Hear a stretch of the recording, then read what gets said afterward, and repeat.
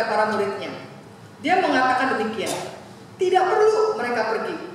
Kamu harus memberi mereka makan. Tidak perlu mereka pergi, kamu harus memberi mereka makan. Saudara, para murid terbiasa sebenarnya menyaksikan bahwa Yesus itu melakukan mujizat. Jadi bagi mereka, kalaupun orang-orang banyak itu pergi membeli makanan dan mereka tidak mau melakukannya, tapi kan masih ada Yesus. Yesus bisa melakukan mujizat. Karena itu para murid menganggap hal itu menjadi sesuatu yang mudah untuk diselesaikan. Tapi apa yang terjadi? Yesus mengatakan dengan tegas, tidak perlu mereka pergi. Kamu harus memberi mereka makan. Setelah di sini kita melihat betapa bingungnya murid-murid Yesus pada waktu itu. Karena yang diberi makan ini harus 5.000 orang banyaknya. 5.000 orang, bahkan lebih daripada itu, karena belum terhitung para perempuan dan anak-anak. Bagaimana mereka bisa memberi mereka makan? Saudara, kalau bicara tentang orang banyak, ya, tentu kita tahu, saudara, memikirkan orang banyak itu pasti tidak mudah. Coba kalau Bu Emil sebagai penatua melayani umat GKI Surya Utama hampir 1.500 lebih ya, Bu Emil ya. Pusing nggak? Pusing nggak Bu Emil? Bu Emil senyum aja. Saudara, orang banyak itu pasti banyak maunya. Orang banyak itu pasti banyak keinginannya. Beragam keinginan-keinginan mereka. Banyak keluhannya juga. Pasti pusing dan tidak mau. Sama juga dengan murid-murid Tuhan Yesus pada waktu itu. Ketika melihat 5.000 orang begitu banyaknya, pasti mereka juga pusing. Bagaimana mengurus sedemikian banyaknya? Tapi tetap Tuhan Yesus mengatakan, tidak perlu mereka pergi. Kamu harus memberi mereka makan. Betapa sering juga, saudara, makanya kenapa banyak orang tidak mau melayani Tuhan. Di gereja kita tahu begitu banyak ladang pelayanan, baik sebagai majelis jemaat, penatua, sebagai aktivis gereja, sebagai pengurus dari badan pelayanan. Seperti sekarang ini ada di bulan pelayanan kan, saudara diajak, diundang untuk terlibat. Ada begitu banyak pelayanan, baik pelayanan di badan pelayanan anak, remaja, pemuda, dewasa, komisi ibadah, komisi diakonia, ada pokja doa, pokja multimedia, pokja pelawat, pokja Bethlehem, ada panitia hari raya gerejawi, ada panitia bulan keluarga, dan lain sebagainya. Begitu banyak. Tapi seringkali pergumulan gereja ada ketika orang diajak untuk terlibat, tapi banyak orang yang tidak mau terlibat. Kenapa? Karena memang mengurus banyak orang itu sungguh tidak mudah. Memanage, mengatur, membuat semuanya itu menjadi baik dan orang senang, itu sangat tidak mudah. Sudah kita harus mengeluarkan tenaga, energi kita, dana kita, segala jerih lelah kita, itu pun masih dikritik. Makanya tidak banyak orang mau melayani. Tapi apakah kita harus berhenti sampai di situ? Setelah ini yang dikatakan Tuhan Yesus, dalam kondisi kebingungan para murid itulah mereka mulai melihat apa? Mereka katakan kepada Tuhan, Tuhan, ini yang kami punya. Kami hanya punya 5 roti dan 2 ikan. Bahkan di dalam Injil Yohanes dikatakan bahwa Andreas, saudara Petrus, melaporkan, kalaupun ada, katanya, ini ada seorang anak kecil yang memiliki 5 roti dan 2 ikan. Dan Andreas pun mengatakan, tetapi apakah artinya itu untuk orang sebanyak ini? 5 roti dan 2 ikan ini tidak ada artinya apa-apa. Di sana terlihat sangat jelas para murid itu tidak yakin bahwa mereka punya kesanggupan, mereka punya kekuatan untuk menghadapi itu semua.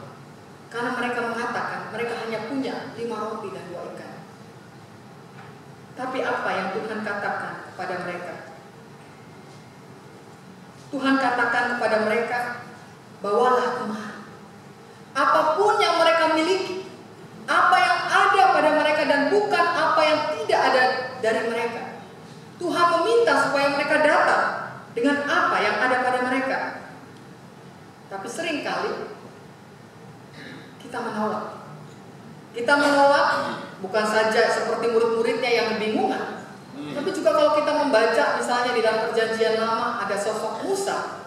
Musa pun juga pernah mengatakan ketika Musa diutus Tuhan untuk memimpin bangsa Israel, maka Musa mengatakan, siapakah aku ini? Maka aku yang akan menghadapi Firaun dan membawa orang Israel keluar dari Mesir. Siapa aku ini Tuhan? Sampai aku yang harus dipilih. Atau demikian juga ketika Gideon merasa terlalu muda untuk melawan orang Midian. Demikian juga dengan Yeremia yang merasakan keterbatasan seperti Musa dan Gideon dan mengatakan, Tuhan Allah, sesungguhnya aku tidak pandai berbicara sebab aku ini masih muda. Saudara, jangan kita bicara tentang keterbatasan. Jangan kita bicara tentang kelemahan. Sebab justru Tuhan memilih orang-orang yang terbatas kemampuannya. Di tangan Tuhan, Tuhan akan menyangkupkan untuk menyatakan kemuliaan Tuhan. Karena dikatakan dalam 2 Korintus 12 ayat ke-9 bahwa kemuliaan dan kuasa Tuhan itu menjadi sempurna dalam segala keterbatasan dan ketidakmampuan kita. Namun satu hal yang Tuhan minta, maukah kita membawa apapun yang ada pada diri kita itu kepada Tuhan, supaya Tuhan menyatakan kuasa, supaya Tuhan menyatakan mujizatnya. Tuhan hanya meminta, saudara, bawalah apa yang ada pada diri kita kepada Tuhan. Itulah yang Tuhan akan nyatakan itu. Dan mujizat itu sungguh nyata, saudara. Ketika apa, saudara? Ada penafsir mengatakan bahwa mujizat itu nyata ketika orang-orang pada saat itu mau saling berbagi. Tadinya hanya seorang anak kecil yang mau berbagi, tapi kini begitu banyak orang mau berbagi, sehingga mujizat itu terlihat di sana. Saudara, itu sebuah tafsiran. Tapi saudara harus memahami dan mengerti bahwa sesungguhnya kalau Tuhan menyatakan mujizatnya, tidak harus dengan cara orang saling berbagi. Karena sebenarnya Tuhan sungguh bisa menyatakan mujizatnya dengan kuasa, dengan kekuatannya. Kenapa? Karena kalau kita membaca di dalam ayat ke-14, dikatakan di sana ketika orang-orang itu melihat mujizat yang telah diadakannya, mereka berkata, dia ini adalah benar-benar nabi yang datang ke dalam dunia. Jadi orang-orang yang ada di situ pun menyatakan bahwa itulah mujizat Tuhan. Itulah sesuatu yang luar biasa yang Tuhan nyatakan dari sesuatu yang kita mau berikan bawa kepada Tuhan bisa berjumlah berlipat-lipat ganda. Atau ketika kita juga membaca dalam Yohanes 6 ayat ke-14 dan 15. Karena Yesus tahu bahwa mereka hendak datang dan hendak membawa dia dengan paksa untuk menjadikan dia raja, ia menyingkir pula ke gunung seorang diri. Artinya, saudara, kalau Yesus dipilih menjadi raja, pasti ada sesuatu yang luar biasa yang Yesus nyatakan kepada mereka saat itu, sehingga Yesus dipilih menjadi seorang raja. Kalau kemampuan Yesus hanya mendorong orang-orang untuk saling berbagi, mungkin orang lain pun bisa melakukannya, memotivasi. Tapi ini benar sesuatu yang terjadi, bahwa Yesus menyatakan mujizatnya pada saat itu. Dan mujizat itu bisa terjadi pada saat kapan? Setelah di dalam Injil yang kita baca, pada waktu begitu banyak orang berkumpul, setelah semua berkumpul dan dibagi dalam kelompok-kelompok kecil, dikatakan di sana, diambilnya 5 roti dan 2 ikan itu. Yesus menengadah ke langit dan mengucap berkat, lalu memecah-mecahkan roti itu dan memberikannya kepada murid-muridnya. Lalu murid-muridnya membagi-bagikannya kepada orang banyak. Jadi artinya saudara, saat itulah Yesus mengucap berkat. Dan ketika Yesus mengucap berkat kepada Bapanya di surga, di sanalah mujizat Tuhan terjadi, kuasa Allah berkarya.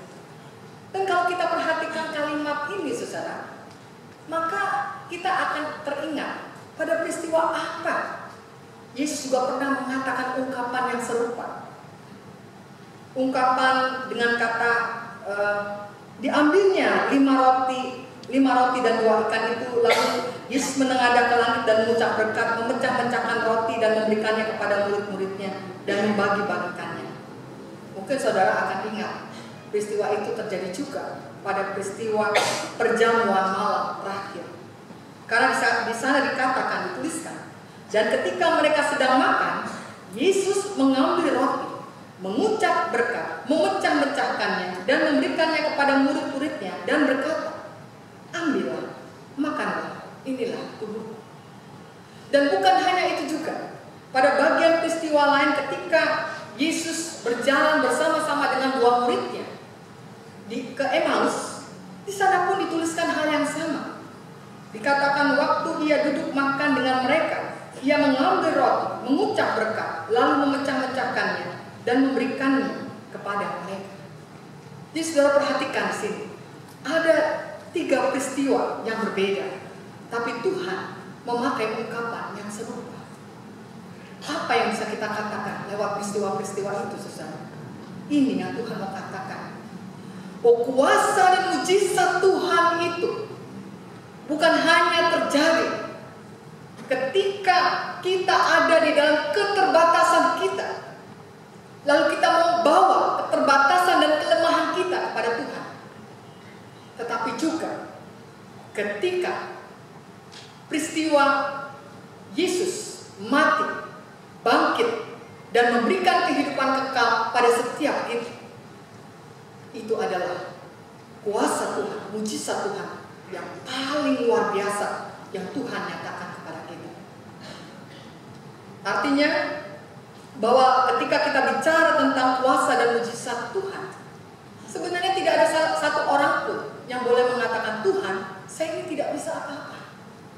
Tuhan, saya ini tidak punya kekuatan yang besar untuk menanggung atau mengelola sebegitu banyak orang dengan segala keluhan-keluhan yang ada di dalamnya.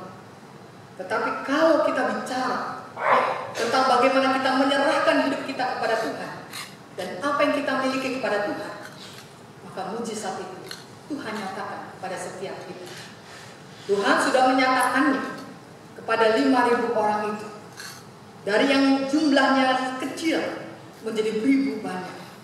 Tuhan juga menyatakan itu ketika Tuhan memecah-mecahkan roti yang menjadi lambang tubuh dan darahnya. Itu menjadi mujizat yang luar biasa, sebab kita yang berdosa, kita yang tidak layak ini, dimungkinkan oleh Allah untuk beroleh kebangkitan dan kehidupan yang kekal. Dan itulah mujizat Tuhan yang Tuhan nyatakan kepada kita. Nah, oleh karena itulah saudara, kalau pada hari ini kita sebagai umat Tuhan ada di dalam bulan pelayanan, maka saat ini diberikan kesempatan pada saudara-saudara. Saudara diundang untuk bersama-sama terlibat di dalam pelayanan di GKI Surya Utama. Beberapa minggu ini saudara diajak untuk terlibat dalam berbagai pelayanan yang ada. Dan saya percaya bahwa apapun talenta, kemampuan yang saudara miliki itu sungguh berarti bagi kemuliaan Tuhan. Tapi yang terpenting, apakah saudara mau membawanya kepada Tuhan atau tidak? Amin. Saat ini diberikan kesempatan pada saudara untuk menuliskan pada form yang sudah diberikan. Nanti saudara bisa maju ke depan dan letakkannya pada pohon yang ada di depan.